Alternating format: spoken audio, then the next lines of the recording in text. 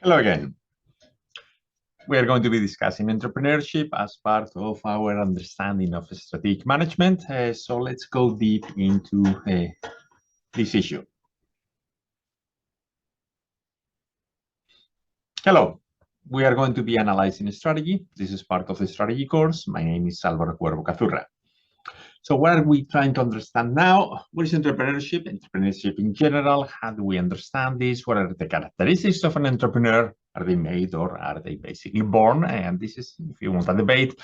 And then the entrepreneurial process. Say if you are thinking about creating a new company, what are the different steps that you should take into account as you basically implement your ideas? So entrepreneurship, a very simple idea. What is entrepreneurship? Somebody identifies, and this is important thing, exploits an opportunity. It's not, oh, there is an issue with this product, I'm not happy with it. Yes, can you find that's an opportunity? Can you find a solution and then basically take that solution to market and benefit from that? This is the story of entrepreneurship as a way to basically understanding opportunities and the fulfillment of those opportunities. Who is an entrepreneur? An individual who discovers, analyzes, evaluates, and basically ends up exploiting this particular opportunity. Typically, we associate it with the founder or the owner of a new company, and this is, if you want, the usual approach. However, and this is important, you can be an entrepreneur even if you're working for somebody else. The idea here is that, well, I'm working for somebody else, yes, so I'm not going to be creating and fulfilling new opportunities. No, you can do that. So basically identify what is happening, what are the pain points of the customers, is there a way to, so that we can create something that fulfills this and then basically take it to market. So the idea is not so much into the ownership of a company, but more on the, as an individual, can I scan my environment, context, understand what is happening, and then try to basically provide a solution to a need that is there. With this, typical, if you want, classifications in comparison to who is an entrepreneur. Well, the difference is an entrepreneur is both somebody who is going to be willing to take a risk and also somebody who is going to be willing to innovate. In contrast with a dreamer, yeah, so there are all these fantastic ideas. I have lots of ideas, but I'm not willing to take the risk. I'm not willing to basically take the product to market. Or somebody who is not identifying new ideas, but is willing to just take lots of risks, the gambler.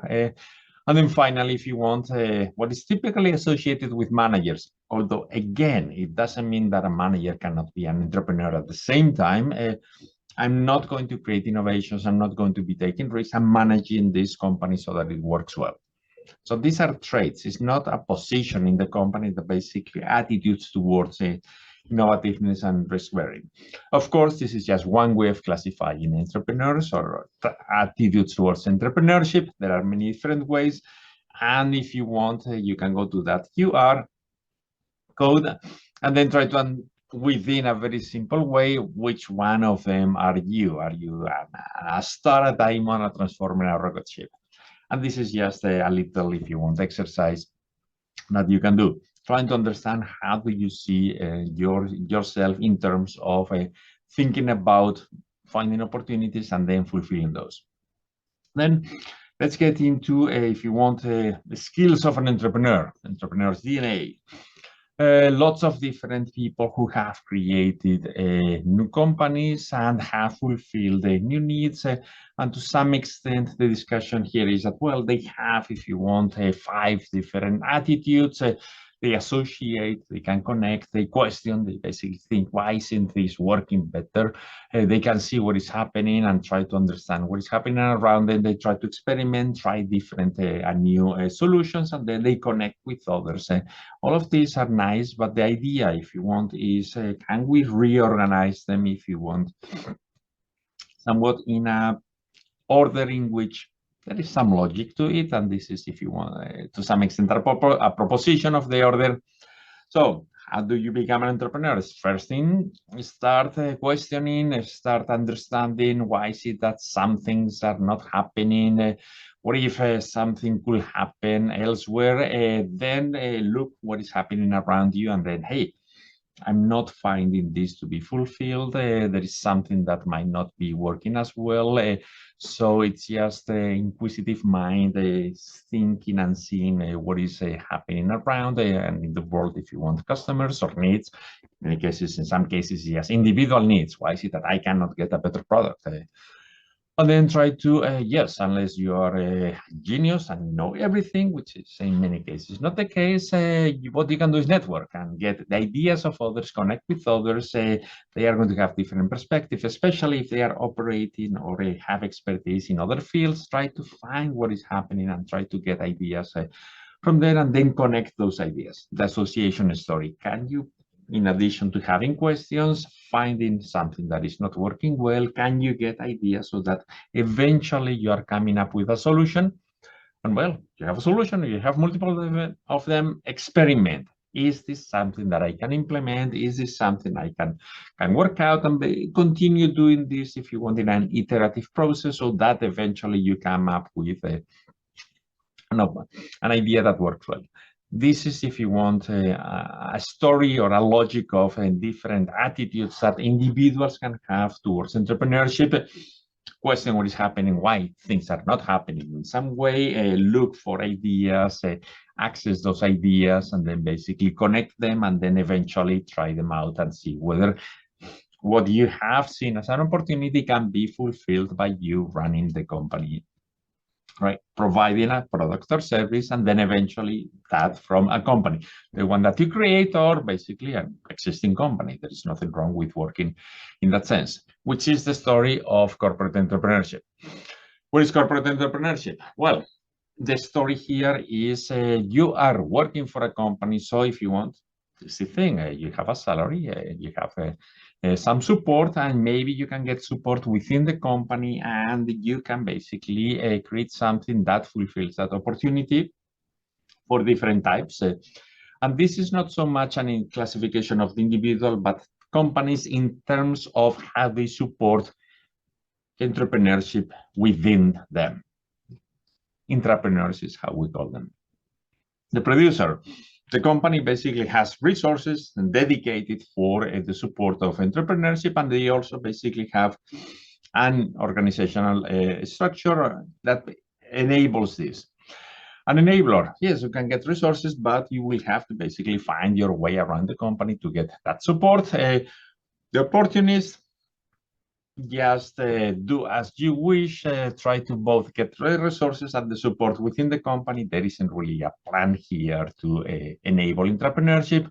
Or the advocate, yes, we do have, if you want, the idea that if this is important, there is going to be support for entrepreneurship, but then you will have to go and, if you want, to scramble for the resources for this. These are for different types of corporate entrepreneurship, how the company supports the development of entrepreneurial ideas among employees.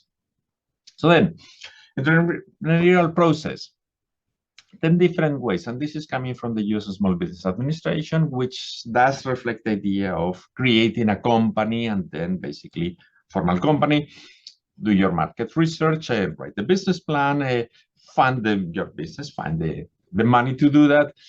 What is the location, the structure, the name, the registration, get your tax IDs, licenses, and then bank accounts so that you can operate. And this is if you want the regulatory side of the entrepreneurial process. Nevertheless, it is important to acknowledge this. Let's get, if you want, into the more strategic side of this, which is going to be 4 different steps. One is, are you going to be a potential entrepreneur? What is the opportunity there? And is there an innovation that you can create to fulfill this opportunity? Then you become a nascent entrepreneur. You are basically getting the resources, the network, the support that you have so that you can eventually have this product and service fulfilling the need. And then can you launch your company and make it grow? Can you scale up? You're now a new entrepreneur, and eventually you decide that, well, this has been great, but I'd rather just have a different lifestyle. And so you decide that maybe you continue with it, or maybe you just sell it. That's the established entrepreneur. 4 different steps, one by one, briefly. Number 1, Opportunity and innovation. First thing, okay, part of the back to the story of observation. What is happening? Questioning why is it that this is not happening or something is happening? Find the information, the support, the networking, and eventually come up with a new product, service. And then, is there something that you can offer that has not been provided there? Much of it is, in many cases, we tend to associate it with technological breakthroughs. So it's a new way of doing things. Or it can also be in organizational innovations. It's not quite the new product or service, but it is how we do things. Comparison here, Bill Gates, Microsoft. Once upon a time, IBM needed a new operating system. They came to Microsoft. They asked them, can you provide this to us? And that's basically, they coded, and from there, they created it. Or in the case of electric cars, well, there were electric cars, but they were not well developed. Elon Musk decided, I'm going to push for this. And then basically he spearheaded the development of Tesla and what is now the electric car revolution. Technological story. There is an opportunity, there is an innovation. Organizational innovation. I'm not creating something new, I'm doing things that are better because my business model basically is an improvement of the previous one.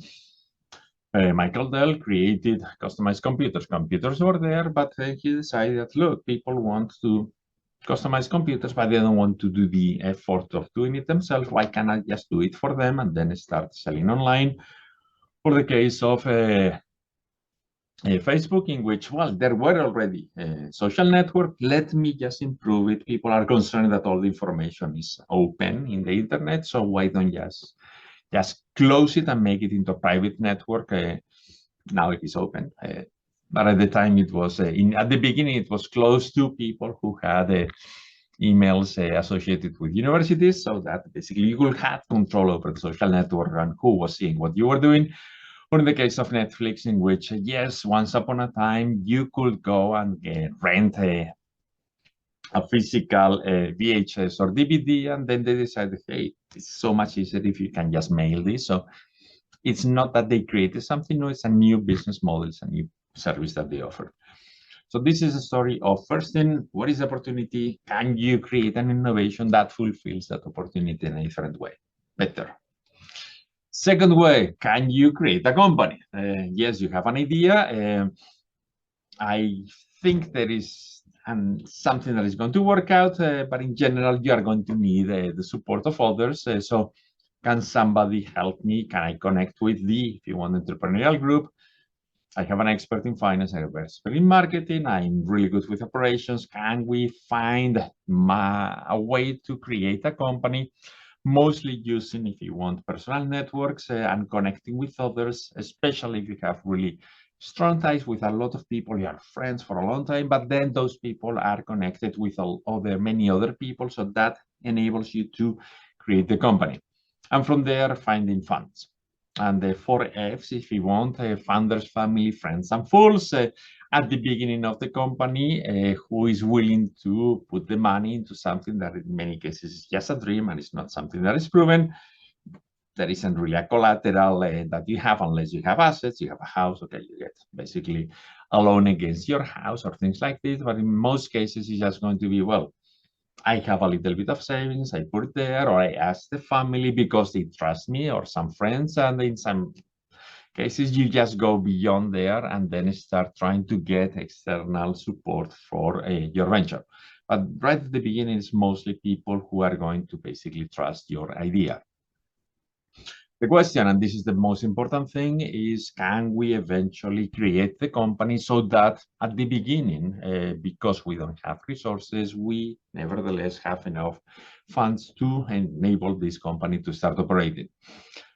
Some cases when you have external investors, they are going to demand, if you want, some money there, and it's going to be you will have to decide how much of the capital you are willing to give to them. Big decision at this point in time is, well, I have lots of skills, I have the innovation, I have the opportunity, but I'm not really good at managing. Should I bring somebody from outside the company? And this is a choice. In some cases, Facebook, Mark Zuckerberg decided to run his own company. In the case of Google, eventually the two founders decided, well, This is not what we are good at, so why don't we just bring an external CEO who is going to run the company? This is a story of resources networking so that the company basically is operational. And then it's kind of, can we launch this and make sure that this grows well? Important thing to consider here is that small companies, some of them are small by design. There is a desire that, look, I want to keep it small. This is something that I can run well. Look, in many cases, restaurants, bars. The company works well, really nice service, really good food, or really good atmosphere, and there is only one. And why one? Well, it's a personal choice that this is what I want to do. This is how I want to invest my time, but I don't want to replicate this, get into franchising or grow it. It's good for me to keep it small.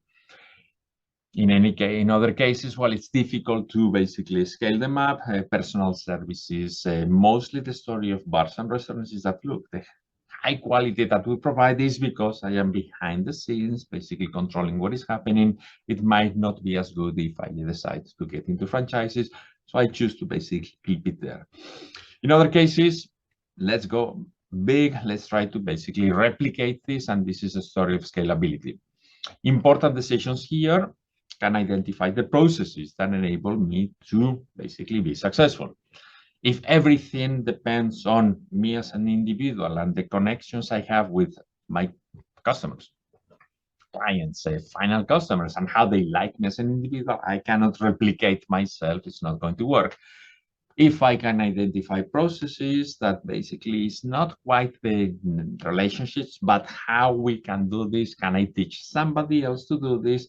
And as a result, can I scale growth the company? Of course, there is the counterpoint that as soon as you are able to identify and then replicate this, others can also do it. Is there a way for you to protect your sources of advantage? If you have a process, yes, if you are teaching lots of people the process, you're giving away, if you want, the secrets of your success, and then they cannot thank you very much. Now I can go and do my own company. So this is if you want the tension in scalability in terms of teaching, replicating, understanding how something works well, but at the same time making sure that others are not going to take those ideas and then take it and create their own companies. And then the fourth story is success. So you are able to, yes, there's an opportunity and innovation. You have a company, you can scale up. Now the question is, what do you do next? Do you want to sell the company or do you want to just continue? And this is choice in some cases. Well, some people decide that, yes, it was nice, but after a few years, somebody comes with a really nice, juicy offer. I'm going to sell it. Why not? Example, the YouTube founders started in February 2005. They encountered lots of, if you want, legal problems because a lot of people were putting content that for which they didn't have the copyright, and they decided, yes, it can grow, and this is something that's going to work, but it's going to be a challenge. Why don't we get the backing of a bigger company? And they decided to just sell the company. In other cases, Snapchat, it was launched, and then a couple of years later, they have an offer to be purchased by Facebook, and the founder says, no, thank you. I'd rather just take it by myself and continue growing. Facebook tried to copy some of the features, didn't really quite work well, and then eventually they went to do IPO, and they sold it. At the time, it was valued at over 6 billion or something like this. So the idea is it is choice. You can go and sell it, you cannot. And then how do you cash out? You can sell some equity stakes, you can sell the whole thing, you can get bought by somebody else, you can go into acquisitions, or basically if things don't work well, maybe you end up with bankruptcy, hopefully not. So with this, this is the story. These are the lessons in entrepreneurship. There is an opportunity. You take advantage of the entrepreneurship. You create a new product, new process, something that is going to change how things are done. You're solving customers' pain points. And then how do we understand this? Well, start looking at things differently. It's a story of ideas, question what is happening around you, see what is going on, network, the connections, and then build bridges among them, experiment different solutions, and then try to basically come up not only with the opportunity and the innovation, but also can you find the resources and can you build on your network so that it's not only an idea, but you also already have a company. And from there, launch the company, scale it up, be successful, and eventually decide whether you continue operating alone or whether you decide to sell. That's all. Thank you very much for your attention.